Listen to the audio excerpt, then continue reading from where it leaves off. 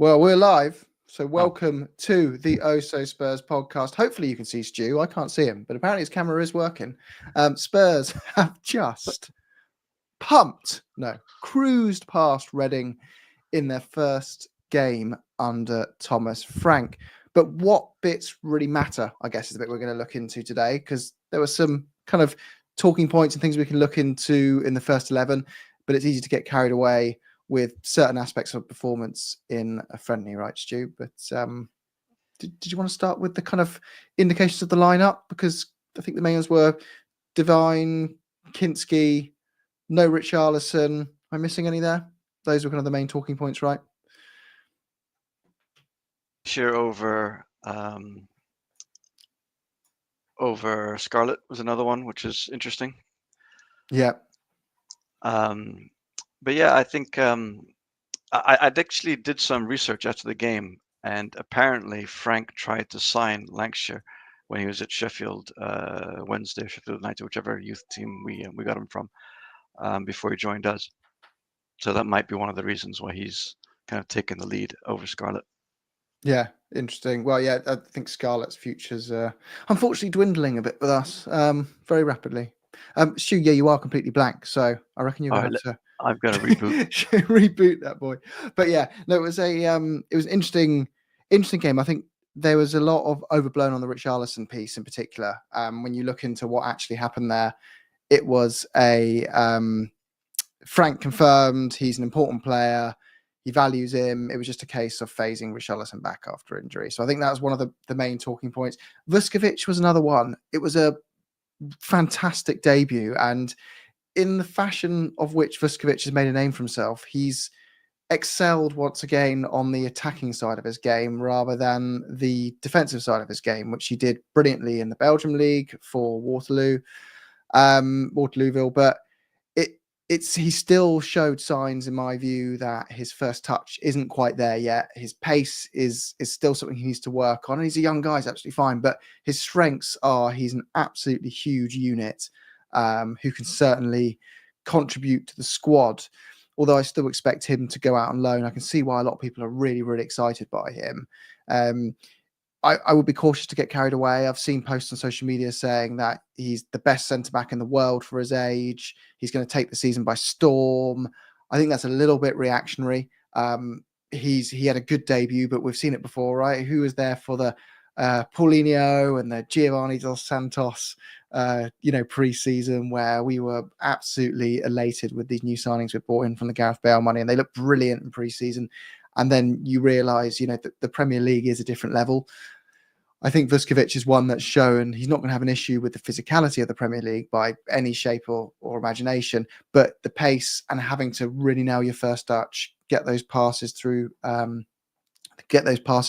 progressive passing spot on and not give away the ball in a turnover situation there is going to be absolutely key. And that's areas where he may well find that he needs a little bit more development. But he's also going to take up a spot in the European squad as well, right? So I think it's one where you got to be cautious. Is he going to get time when we've already brought in Takai as well, and you've got Van der Ven, Romero, Davies and Danso? Is it better for his personal development to go out on loan and get that experience? Personally, I feel he will get more out of his development going out on loan, which will benefit Spurs more in the long term than being a fourth choice centre-back at Tottenham, getting limited minutes next season for perhaps the odd bit of value. You can also always do a clause as well where you put him out on loan until January, and then when that busy period of the season hits, if you've got injuries, you can recall him and bring him back into the squad. So, going to have to watch that space with him. But Stu, I'll bring you back in there. Vuskovic, just saying there, do you feel he had a good debut today, but do you feel he's ready now for that? I don't think you can hear me, actually.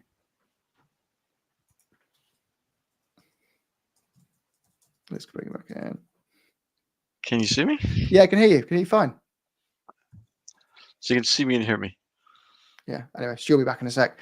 But the other ones on there were Devine coming in. Not sure we should overly look too much into the divine bit. I do have. Oh, here we go. Some questions in from the wizard, but I do think there's some questions over whether that's because we needed a player to fill that 10 void because we've got another number 10 coming into the squad who we haven't signed yet, or whether it is just a case of taking a look at him, or whether he's got a place in the squad in future. But we'll have to wait and see of that one. Kudus looked absolutely brilliant. I think you can see why I signed him. I've said this before. I really get the Aaron Lennon vibes from him. You get that kind of. Can you hear me now, Stu? Yeah, I can hear you. Yeah, great. Yes, yeah. I don't know if you get that as well from Kudus. I get that Aaron Lennon vibes that he stretches the defense back out and he adds, like you need a player that can give you width, and I feel like he gives us width, which we have. We've had so many players who are great at playing it in centrally and tried to play centrally. We've missed that winger who really plays on the wing. Yeah, I mean, plays on the wing, can get past the man. And what I enjoyed, which was one of the frustrations I had with Lennon, was he was brilliant until the final ball, but the way he picked out Vuskovic for the goal also shows he's got a bit of an oversight as well and doesn't kind of panic.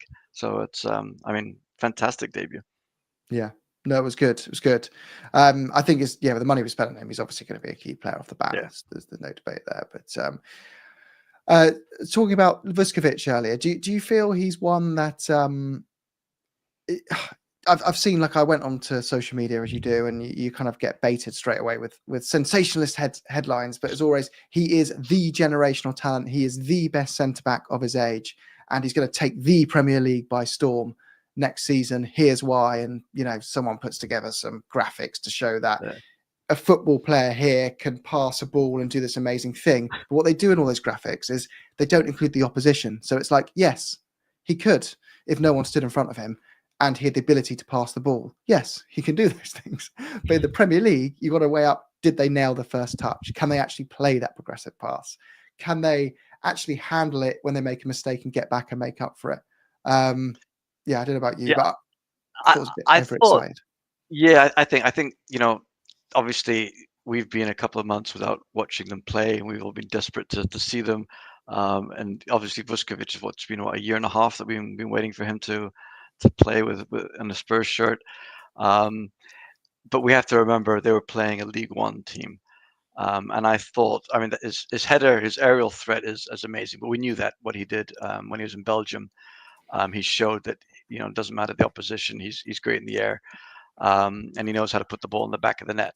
But I think he also showed that his first touch isn't great. At least wasn't today. And you might get away with that against a League One side, but the quick press that you'll get in the Premier League or the Champions League, you'll get punished for that a lot more than obviously in today. But obviously, a great debut, something to build on, and he's 18. I mean, you're not going to expect Maldini, prime Maldini for an 18-year-old making his debut. Yeah, exactly. It like I think people can often take it as like you're saying, "Oh, you don't rate him." No, I absolutely rate this guy. I think he's going to be fantastic for Tottenham. But just saying, you can get a little bit carried away with the, oh my gosh, we've got the next Maldini in the side and get him in now. He's there to replace Romero and challenge Van der Ven. It's like he's got a huge ceiling. But the worst thing you can do for these players is hinder their development because you're excited about maybe getting some brief cameo out of them in a cup. Like you should be going a little bit of sacrifice for now for the greater good later. And with players like that, minutes are their best friend, right? You got to get them out on loan. 100%. I think today also Frank was very clever because the one thing that Elias obviously brought up, being our man in Belgium, that he's not the quickest and not the best on the turn. And I thought Frank was very clever playing him with Van der Ven on one side and Spence on the other, the two quickest people in our squad, to kind of protect him and marshal him to make sure that he didn't get put under too much undue pressure on his debut. So I think that will probably be seen a lot more in the rest of the preseason games. And I'm with you. I wouldn't be surprised if we keep hold of him until January. But then I would expect in January that he might go on loan if he's not going to get any more substantial minutes. And Big Murray, I appreciate your point here, mate, about the homegrown status. But it's worth noting that Spurs don't really have a homegrown problem. It's a club grown problem we have. So if he doesn't end up being homegrown, it's really not actually hindering Spurs that much. Out of the club grown, homegrown spots, we're actually we're allowed 8, and we've already got 7 of those filled. When you look at the players we've got who are homegrown, we've got some good ones in there. We've got Jed Spence, you've got Dominic Solanke, you've got James Maddison, you've got Archie Gray. You've got players that are likely who are going to be around here for quite a long time. You've also got, and that's the European ones, right, as well, the ones that are harder to qualify for. You've got Brennan Johnson. You've got a lot of good players in there who are homegrown, and plenty of good young players coming through, like Archie Gray, like Mikey Moore, who are going to, hit that status as well. So I think Spurs will probably look at it as it's not a deal breaker, him not getting the homegrown status.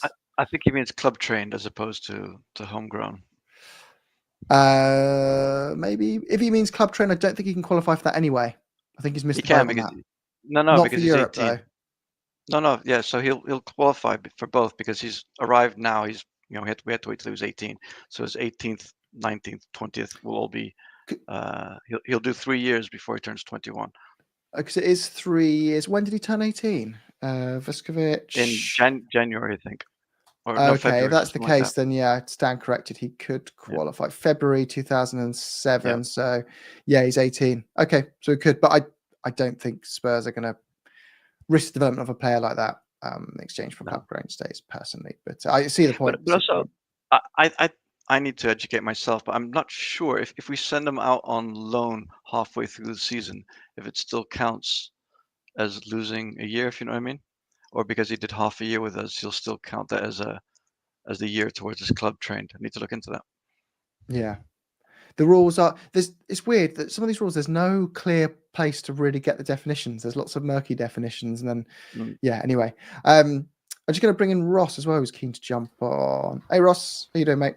Yeah, I'm good, guys. You all right? Good, thanks. What's your best performance today? Nice to. It was a very first pre-season of the year.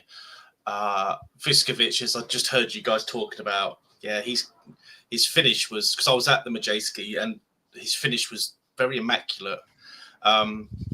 Very nice finish. My son was very impressed with him. Divine, he looked a bit weak to me in challenges from what I could see.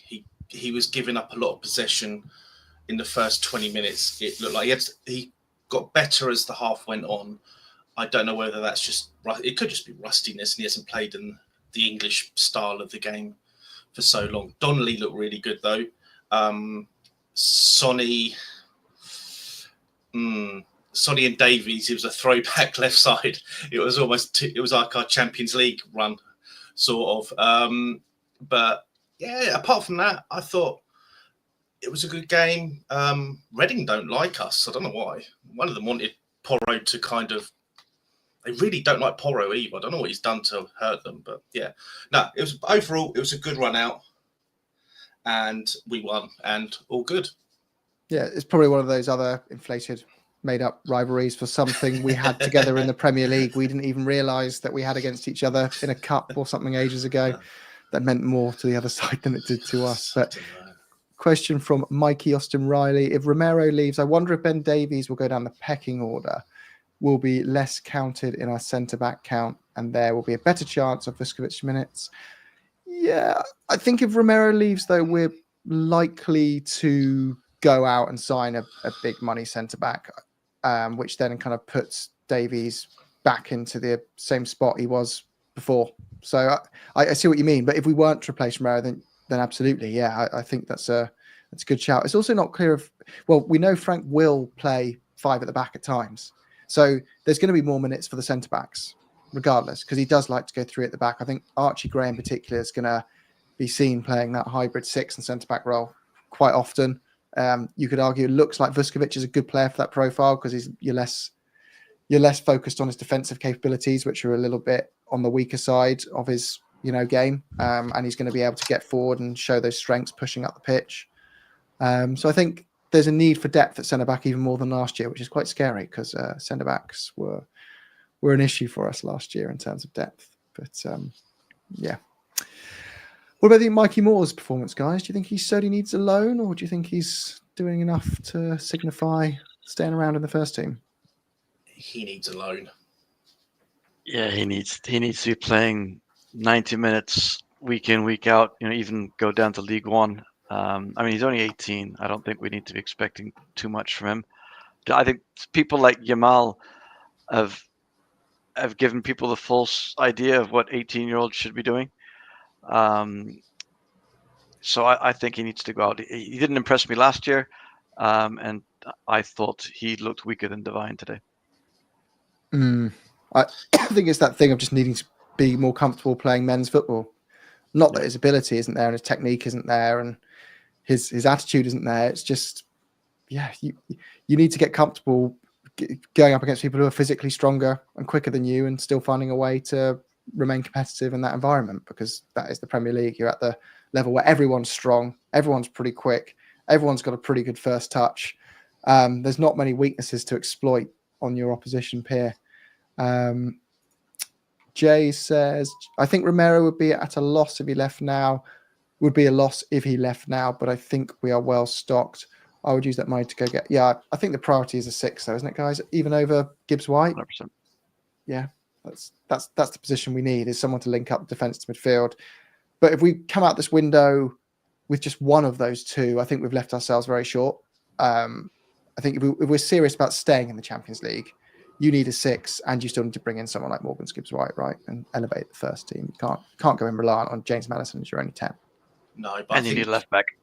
You need a left back. You need a backup left back. Davis, I see someone is saying that he was good in the build-up. He got turned so many times by pace. That's the worry. If he comes up against, say, off the top of my head, I've only got Lamine Yamal in my head because you mentioned him. But if he comes up, say, against Madueke, who's got pace, if he's 2 yards, if he loses a yard, that's it. The player's gone. And Van der Ven would then have to do a lot of covering. So we definitely need someone to fill in at the fullback position. The number 6 is interesting because what is it now? Is it 3 managers that have tried to get the best out of Basuma since he's come here? Is it Conte, Ange, and now it'll be Thomas Frank? I think he needs to leave, so it just frees up that position for us to really hammer it down. He seemed to play a 4-2-3-1 in normally, go to a 4-4-2 when we defended. So we definitely need that proper number 6 who can just occupy that area. But yeah, it does look good. It did feel a lot more secure at the back. It was nice to see the 2 fullbacks staying in their fullback position as well. I love Ange, and he'll go down as a legend in my head. And it was so much fun. But it's it was just good to see a decent defensive structure. I don't know what you guys think. Yeah, I don't know about you guys, but the one thing I really liked that he brought up in his presser yesterday was pointing out that no successful team wins without a solid defense. And I was like, praise the Lord. As much as I loved Ange Ball, we really were so shaky at the back, and it was almost like, heart attack City, thinking the opposition was going to score every time they were in our area. So I was glad that we're going to have a strong foundation, but then still have the idea of attacking. Yeah, I think that we all know that the stats last year showed the defense wasn't as bad as we made out, but it's certainly the eye test showed that we could not handle a transition defensively. If we lost the ball in the final third, we were going to concede a chance shortly after in most occasions.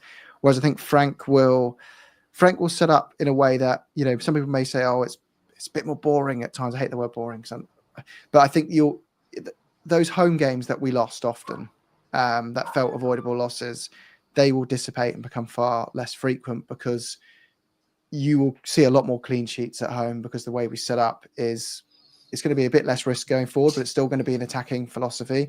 But it's going to be protect your goal before you try and score, which is just a different mentality. But the keepers, talking of protecting your goal, I swear this debate happens every couple of months. When Kinski gets a performance in a cup or whatever it is, people go, "Oh my god, his distribution's great," and then he concedes a goal, and everyone goes, "Oh, now I remember why we have Vicario." So there's this constant like kind of reminder thing of he's great with his feet, but he's a lot more vulnerable with shot stopping and basically the kind of fundamentals of goalkeeping in that area. But do you guys think there's a comment here that the midfield looks better when Kinski's on there and there's less pressure on them because of his passing? He can pass. I know it's only warm-ups, but he was spraying the ball around like a legendary Italian midfielder. But the shot stopping, without sounding too kind of proper football man, the idea is that they save and keep the ball out the net. That's what you need first and foremost. I know the modern way is they can play with their feet, and he can play. He could be our number 6, but Vic has so much in the bank in regards to what happened in the Europa League final, and he did produce, as Mr. Shake says there, he did produce 2 really good saves today, and he has that He has that regular kind of relationship with Romero and Van der Ven. So that's where I would stand it at the minute. I'd keep him in. Kinski, though, definitely one for the future. Yeah, I'd agree on that. Kinski with the ball at his feet is amazing. And I noticed a couple of times in the second half, Vic, he was trying to find Spence and he was not finding him at all. So that's clearly an area of his weakness where I also don't know if it's not helped by Biss not really coming and showing for the ball enough. But I think it won't be this year, but either next year or the year after, Kinski will be our starting goalkeeper. Next year, you think next season or the year after? One or the other. I think he still needs time. So I remember last season. So people always going about Vic not being good on crosses because of his issues with the corners in his first season. That was removed as a weakness last year, but people still think it was. Whereas I remember Kinski flapping, when he played last year, and again today he flapped a bit. So I just think he's come from the Czech league, which isn't as physical. He hasn't had as many games. I wouldn't be surprised if Keely actually has more starts than Kinski. So we have to remember that it's a guy who needs experience, a guy who needs training, and that gets used to the English game. But the fact that if we can get 90% of what Vic can do when it comes to shot stopping, what he brings with his skill on the ball will elevate him, in my opinion. It's one where we're in a bit of a dilemma that we need him as a backup desperately, because if you lose Vicario, that you can't go back to Brandon Austin, or throw an academy player in, the deep end if it's a big run of games and there's no one else there. But Kinski I do feel like a lot of these players, he's the level we need for a backup, but I also wish he was getting more minutes, like on loan or something, so that we could find his true level. And it's the conundrum we're in. But I think there was a comment in there about his shot stopping his shot stopping is not terrible. No, but I think Vicario's is very strong. And then when you go from, you kind of forget how good the shot stopping is of Vicario's and how often those classic kind of goalkeeper saves that make the compilation on Match of the Day bail you out of certain situations. And then when you have a normal shot stopper in goal, you kind of go like, maybe Vicario would have got that one.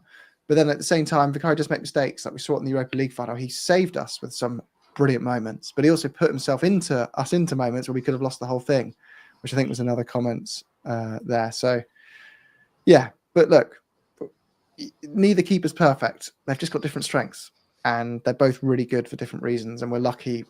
We finally got a situation post, Lloris in his last 2 years was abysmal. He was just so past it. We've finally got a situation where I don't think goalkeepers are a major worry for us. We've got a decent situation there. So. Who else did we have on the pitch today? Lanksheare, guys. He's another one. Does he need a loan or does he need to be in the first team? Go on, Ross. You saw him live. if it's a loan, it has to be regular playing at a minimum top level championship side, because I think his positional play is really good. Whether he just needs to bulk, I don't really know. Really, that's a hard one, that one, because he's not like, I don't know. He's not a massive skillful player, but I think he can score goals in the Premier League level. But I don't know. Go on, Stu. You were going to say, sorry, I've gone.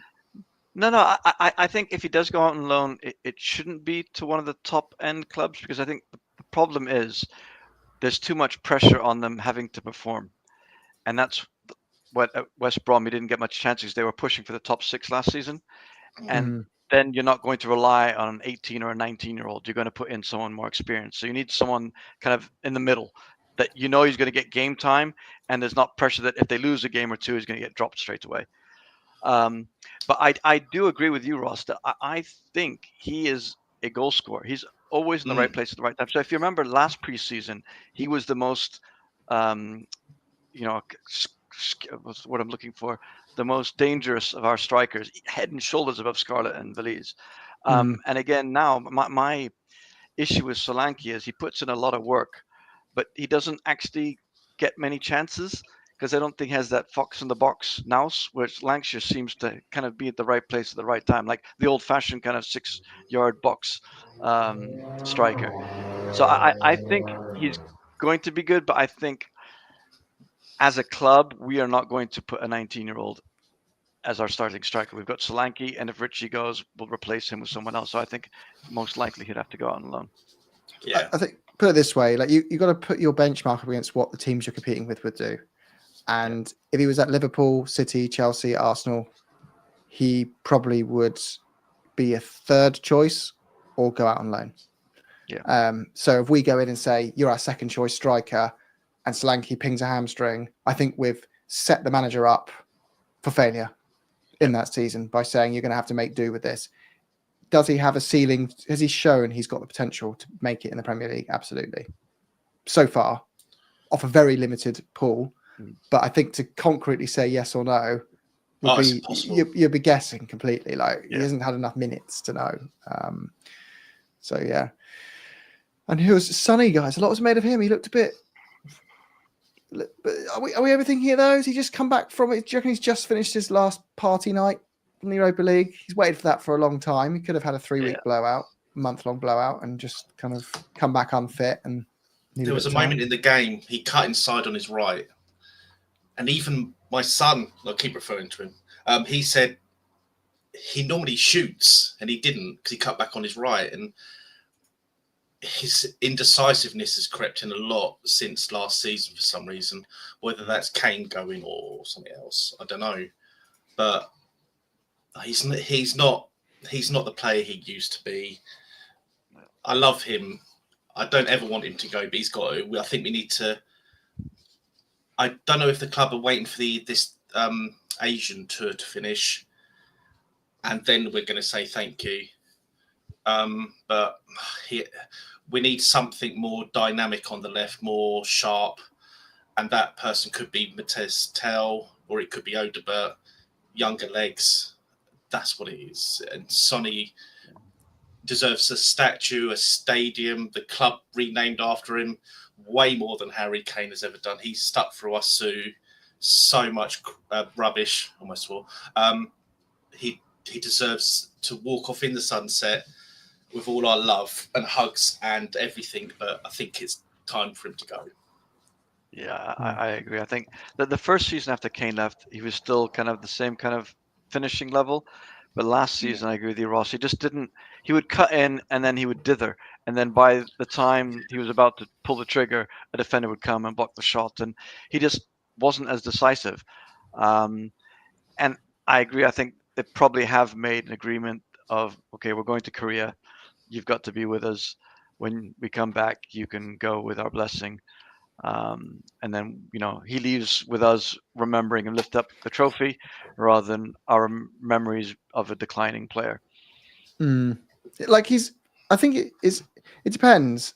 Like it would be, if you got an offer of anything over 20 million quid, which sounds so low for him. I think too low. 30 million at least. But how old is he now? 33 or 32?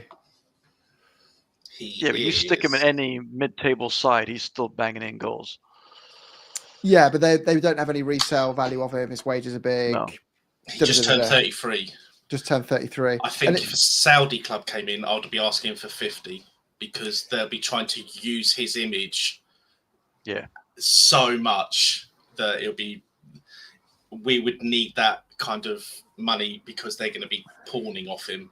So, but any other club, I mean, if did we get him from Leverkusen? Yeah. If they kept him in for him, I'd say 25, 30. Go back. 25, 30 is a lot for clubs outside the Premier League. If Man U are spending 70 million on Mbeumo, that's Man U. We'll send him to Man U. And then Mbeumo's got resale value. The other thing people over clock is like, the shirt sales, big name, like the Beckham factor. You make the money back from, you don't. It doesn't. We've already agreed our deal with Nike. We get £30 million a season from Nike, and if we sell £100 million worth of shirts, that's Nike's money, not ours. That difference. They hedge their bets on how much stuff we're going to sell with that player on, and at the end of your contract, you can use that as leverage for a better deal. But they're not idiots. They'll go, well, if 90% of your sales come from X player and X player's gone, we're going to factor that into our next offer. It's not. It doesn't really work like the way people think it works. I think it'll be he's one of our highest earners as well. I think if you could keep him and he was happy to be, we're not going to prioritize you. You're going to be a squad option that comes off the bench for certain games and plays in certain cup games. I could see a world in which he stays, but it just would make more sense if he's that driven for him to be playing every week. Elsewhere, one last. Yeah. Don't you guys also think that the fact Frank wouldn't commit to him being captain also kind of spoke volumes? Absolutely. And I can't imagine Son would appreciate being kind of demoted and being just another squad member playing every now and then from the bench. Yeah, agree. It would be a disservice to a player of that level to have him on the bench, and I think he's got one last swan song at the top level for a couple of years at another club before he takes the big payday and just kind of goes to Turkey or another league. Good evening, Sean the Gooner Slayer. Welcome back, mate. Good evening, Howard, as well, by the way. Sean. Howard's back in the house after a sabbatical this season, enjoying the rest from all the noise around Spurs that I think drained us all, Howard, didn't it? End of last season. But you kept smiling the whole way through, mate. You know where I do think Son would be a success, and he might consider, although they don't have much money either, is if he went to Italy. Imagine him going to Juve or something like that. Yeah, because they are better at managing older players in Italy, aren't they? Yeah. Especially AC Milan, because they got that team that went to 2 Champions League finals against Liverpool. And they do have a system there. I mean, they kept Maldini football alive for years. So, that might be a good shout. I just don't want him to be a backup player at Spurs. His story doesn't suit that. Agree.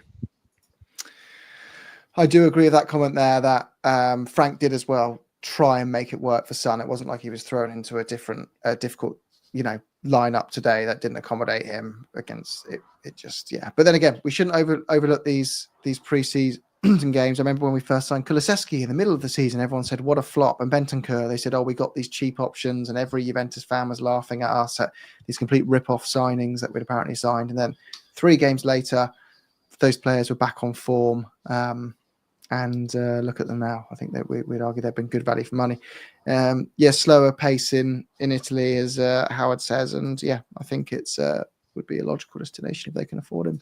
Good evening, Spurs diehards. Good to see you guys. I think I'm on your show week after next, or is it next week? Looking forward to it. It will be good. Hope you're doing well. What did you make of the game today, guys? Anyone else you guys wanted to mention today from the lineup? There's one player I want to shout out, Destiny. I thought Destiny looked good. Yes. He's doing the rounds for two reasons. His performance today and identifying a fraud trying to get his signature who didn't even know who he was. So But that was obviously That's set up to go get the signature poor and say Jed. it. At first I thought, Jed, what an a-hole thing to do, man. It's a kid. And then I watched it again and I thought, this kid's a swindler. He's not a Spurs fan. He doesn't know who you are. He doesn't. He's mugging you. Yeah, I completely got it in the end. I thought, actually, fair play, Jed. You kind of did the right. He didn't even know Doggy's first name. Yeah, what did he call him? He said, I don't know. Just nobody called him Destiny Spendoggy or something random. And Jed's now having a laugh. He's photoshopped Doggy's face on himself, hasn't he, on Instagram? Yeah, bizarre whole thing. What did you guys make of Danso today? Solid, really good. He looks comfortable on that left side as well, which is helpful if Van de Ven has his usual paddy against Chelsea. Oh, I don't know when we play Chelsea. Can't we just give them the points and just say we'll keep our players fit? But yeah, he did look solid, which reassures me. We still need one centre back because you can't throw Vuskovic in at 18 in the Premier League. There seems to be a Dragusin kind of he needs to leave in January when he's fit motion going around. I don't know what everyone else thinks. Yeah, I think he's really good for Thomas Frank. I think it's a great signing for the amount that we paid for. Yeah. I think it also depends on Takai. Yeah. How good he is. Yeah. Sorry, I forgot about him.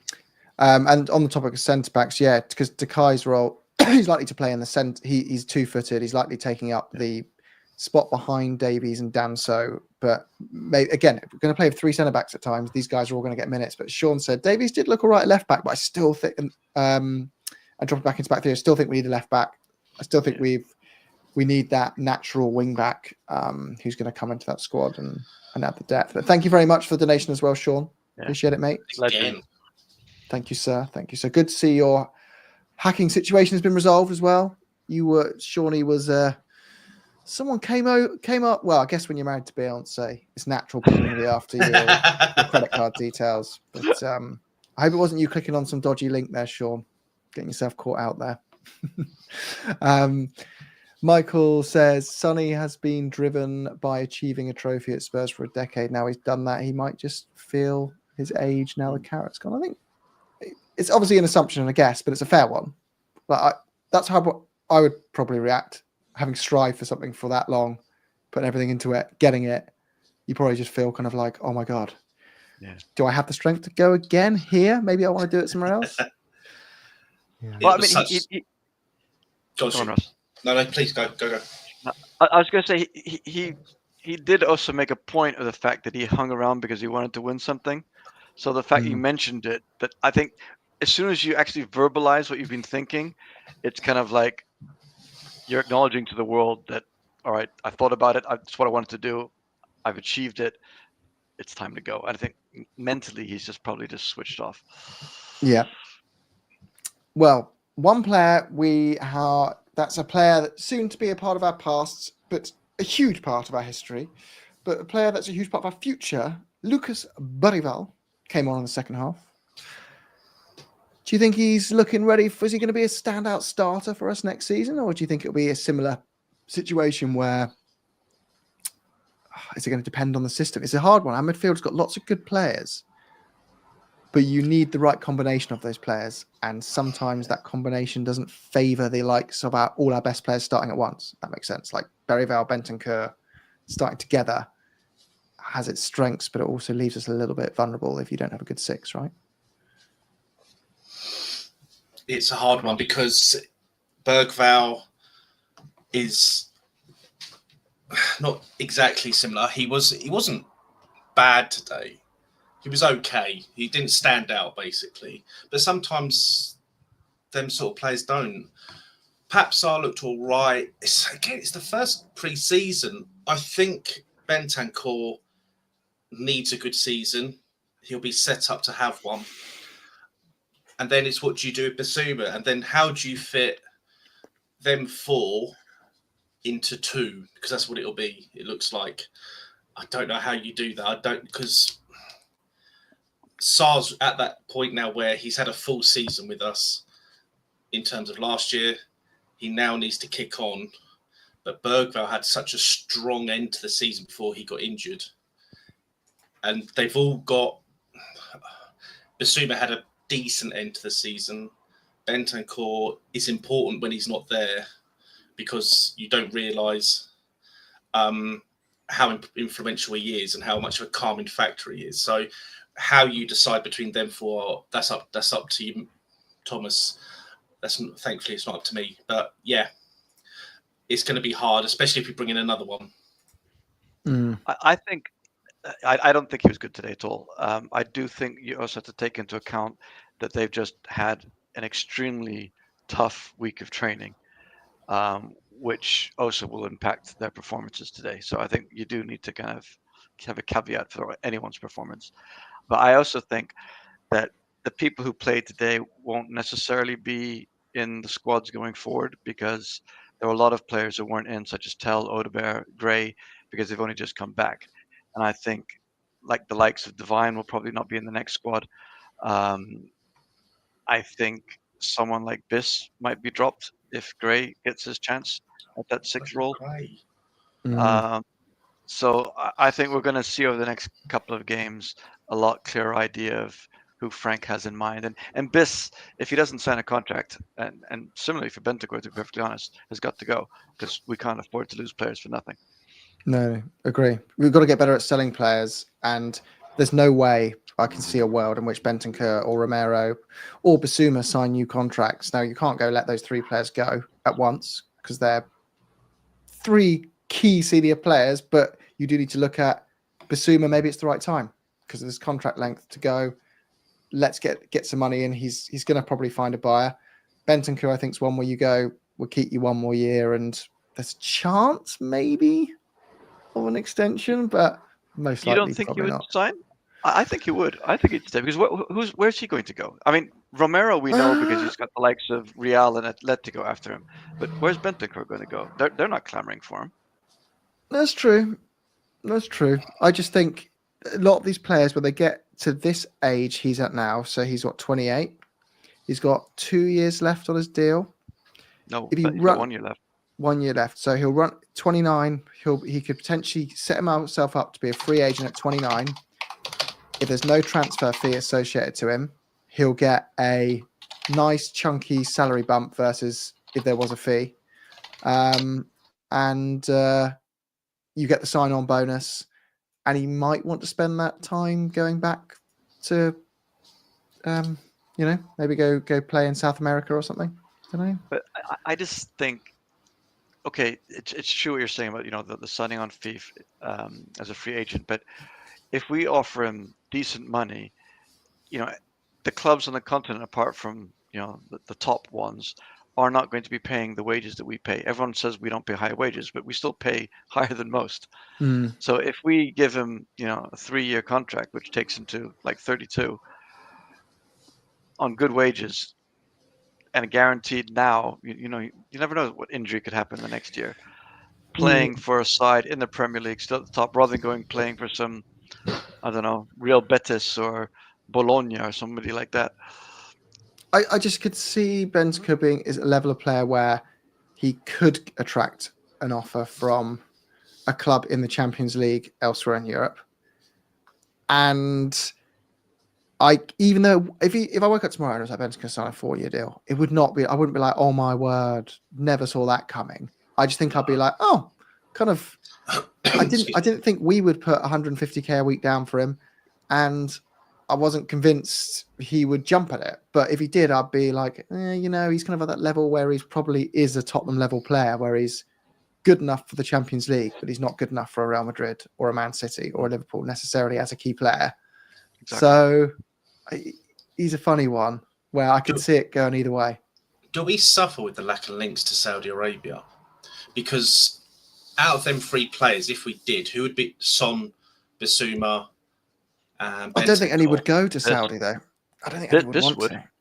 I think Biss would, yeah. But even in the comments, I mean, yeah, let us know who you think. But we just don't have them. I mean, Chelsea do, obviously, Man City do, a few other clubs do, but we just don't have that kind of link to say, could you give us 20 million for this, broken piece, please? Like Chelsea did with a lot of their players. Unless it's going to be, I mean, America don't really pay the fee; they just pay the wages. It seems like. But you're right. We are so bad at offloading players, unless it's like a Kane or a Bale or something, or Modric.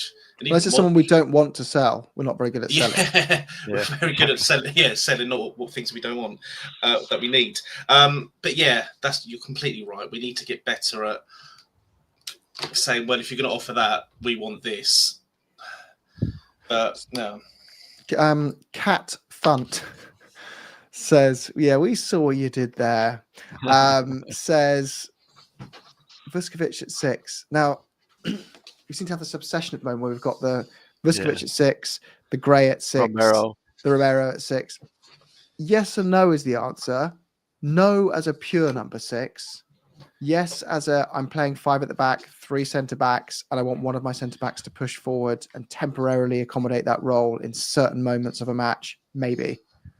But I don't think you're going to see Vuskovic just transformed into like a starting number 6 in a game for Spurs next season.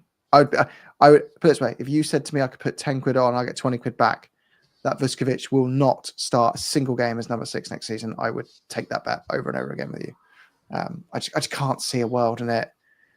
I can see why, because his strengths are going forward, but his first touch needs to be cleaner. Is he a particularly good passer? Just doesn't. He's I'm 18. not sure. And also we got, I don't know why, but a lot of fat football fans are so eager to put players in other positions very quickly in this kind of, I've got this pep like, foresight that let him be a defender for a while. If he's good enough to go into the midfield, he's good enough to go into the midfield, but that will take time. Let him learn his craft as a defender, see how good he can be at that. Otherwise, you're going to scramble his brain. And then, I mean, look at Gary Doherty, bless him. He didn't know whether he was a defender or striker. And his career, even though it wasn't high, it just kind of fell off the bridge. We have this, Gray did great in defence last year. That'll give him a lot of nous, but play him as a 6. Please play him as a 6. That's his position. Just play him there. It's too many square pegs for round holes at the minute. So leave him be. I think that's where we fall on a lot of these players. But Cat Funt. God, I have to say what to say. No. I think it's a fair suggestion, mate. And we're not like shooting it down as like, no. Terrible. It makes sense, right? You watch him and you go, you're a good goal scorer. You are naturally a defender. You like to play out aggressively. We don't have a player who does those things in the 6 position, and those are key traits of a 6. Let's try it. But I think it's a bit more complex, the positional awareness and his first touch. It could also damage his development if he has a bad time in that role. It's a really tough role to play. We knock his confidence. I can see him. Let's see how he does as a centre-back in the Premier League game. Maybe in a back 3 where he drops into midfield, and then I guess explore that one more. I just say I agree with Ross. We've got Gray. Let's just play Gray in his actual natural position. Yeah, exactly. Yeah, Gray's ahead of him there.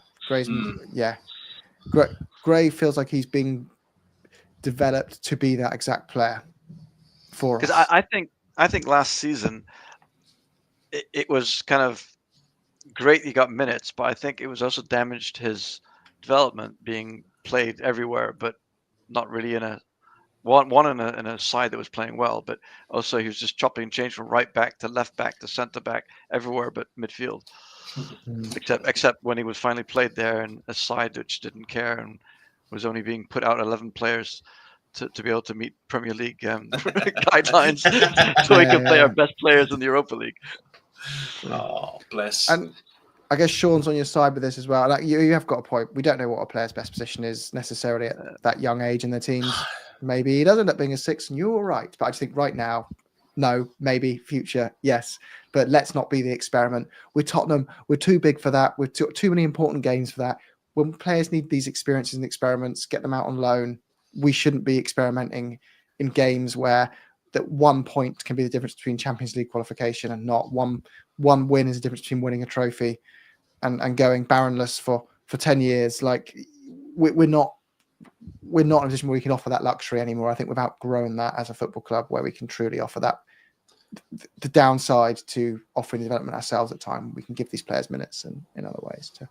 Can I ask a quick question because I've been out all day? Has Dorrington gone back to Aberdeen for a year? Yeah. Cool. All right, that's good. That's good for him. Yeah, I like Dorrington. What will happen with Phillips then? Because he didn't play at all make today. The squad. Yeah, he didn't even make the squad. So I think he's probably going to get sent out as well. Would you cash in? He's still only 19, I think. So 19 or 20. So I think he's another one who needs to play for a mid-table championship side to see what he can do because he's been playing 20 now, sides at the actually. bottom. Okay, but still 20. Yeah. I mean, still a kid, and he's played a lot of football for a 20-year-old. Yeah, he has. But he's been playing for sides that kind of been fighting relegation, and he's had to deal with a lot of manager upheaval because he's been playing for sides at the bottom of the table, so they keep firing managers and bringing new ones trying to save them. And he's been dropped a couple of times, always fought his way back in. So there's something there. I would just like to see him in a side that actually plays football. Yeah, agree. Another, like, he had 3 loans seems to be the magic number that you have. Kane had 3 loans. Like it seems to be that's where they get enough exposure to men's football when they hit a certain age. He'd be 21 when he comes back. Then when you go, now we can really see, even then at 21, still young. As long as they're there by like 24, 25, this is the problem with like players so like young. Yamal, Messi, and Ansu Fati that came through because they were so, like even Vinicius Junior, because they were so young. It takes the barrier of experience to almost 2021 when you kind of think, well, why aren't they playing like these people? I mean, the amount of success that La Masia has pulled out, that's different. What it does do, it kind of disfigures the whole mental foresight we have of when do players hit their peak. It has come down a little bit. It's just, it's not, you've got to give some players some time.